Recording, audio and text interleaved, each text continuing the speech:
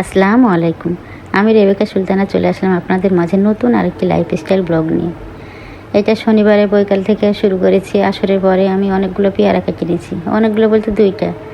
এবার লবণ মরিচ দিয়ে মাখিয়ে নেওয়ার জন্য দেখেন প্রথমে ধনিয়ার গুঁড়া, মরিচের গুঁড়া আর লবণ দিয়ে সুন্দর করে মাখিয়ে নেব।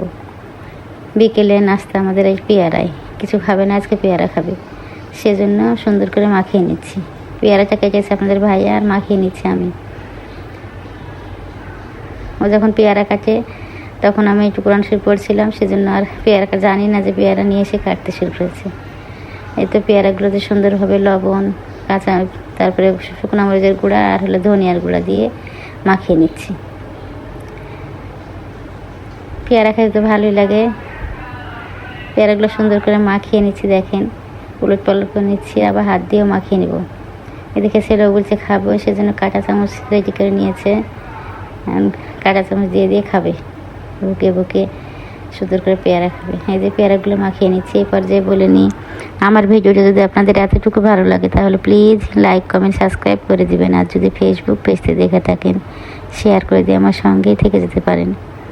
আমার ভিডিও অনেকেই দেখেন কিন্তু একটা লাইক দেন না, একটা শেয়ারও করেন না। প্লিজ লাইক দিয়ে দিবেন। আপনাদের একটা লাইক আমার ভিডিওটা আরও অনেকের কাছে পৌঁছে দিতে সাহায্য করবে। এই যে পেয়ারাগুলো মাখা হয়ে যাচ্ছে, এবার আমি হাত দিয়ে মেখে নিয়েছি। চলে আসলাম তারপরের দিন সকালবেলায়। দেখেন রাত্রের বেলায় নিয়ে এসছে আলু। আমার রাত্রে আর ভালো লাগেনি, সেজন্য ব্যাগেই রেখে দিয়েছিলাম, পলি ব্যাগে। এবার আলুগুলো আমি সকালে উঠে রান্না চাপাবো, তার আগে আমি আলুগুলো তুলে নিচ্ছি। এই যে এখানেও রেখে দিয়েছে কয়েকটা, হয়তো ব্যাগে হচ্ছিল না, সেজন্য এখানে রেখে দিয়েছি। আমি আবার ছোটো আলুগুলো এক সাইডে করে, বড়গুলো এক সাইডে করছি, একসঙ্গে সব চাপা লাগিয়ে রেখে দিয়েছি। সকালবেলাতে আমি এটা রবিবারে সকালবেলাতে, সেদিন আর শনিবারে বিকেলে পেয়ারা মাখার পর আর ভিডিও করে নিয়ে চলে এসেছি রবিবারে সকালে। অফিসে খাবার দিতে হবে, সকালে উঠেই আলুগুলো তুলে যে ভাত চাপিয়ে দিয়েছি। তারপরে মুরগির মাংস রান্না করব, মুরগির মাংসটা ভিজিয়ে দিচ্ছি। এটা রবিবারে সকালে ভিডিও। সকালে ঘুম থেকে উঠে দিয়েছি, বৃষ্টি হচ্ছে বাইরে। রান্নাটা চাপানোর জন্য আগে তো মাংস ভেজাতে হবে, মাংসটা ভিজিয়ে দিচ্ছি। তারপরে চলে যাব কুমড়া কাটতে। আগের দিন তো কুমড়া নিয়ে এসেছিল, কুমড়াটা ভাজি করবো চিকন করে, সেজন্য কুমড়াটা বের করে নিলাম ফ্রিজ থেকে। এবার দেখেন সুন্দরভাবে চিকন চিকন করে কেটে নিয়েছি, একদম শুকনো করে ভাজি করে নিব। ভাত তো রান্না হয়ে গেছে আমার, নামিয়ে এবার কুমড়া ভাজিটা করে নিচ্ছি। দেখেন পেঁয়াজ দিয়ে, পেঁয়াজটা একটু লাল হয়েছে, তারপরে দিয়েছি কুমড়াগুলো, পরে কাঁচামরিচ, হলুদ আর লবণ দিয়ে তারপরে রান্নাটা করে নেব। এই যে এখানে এখন আমি লবণ, হলুদ আর কাঁচামরিচ দিয়ে দিব কুমড়া ভাজিতে।